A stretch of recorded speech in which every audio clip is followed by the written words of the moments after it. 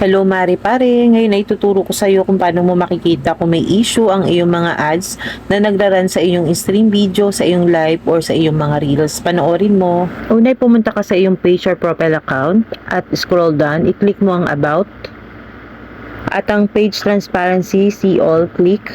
Pagkatapos i-click mo ang ads from this page at i-scroll down mo, makikita mo rito ang system status. So under ng system status, meron po tayo dyang add library, add library report. I-click mo po isa-isa at tignan mo ang drop down at makikita na no known issue. Ibig sabihin wala pong issue ang ating mga ads. At merong isa rito na resolve. So kung may issue man ay nire-resolvehan naman po nila at meron silang transparent. Hopefully nakatulong ang video na ito para sa ating dagdag kaalaman ngayong araw. Please follow me for more tips. Salamat!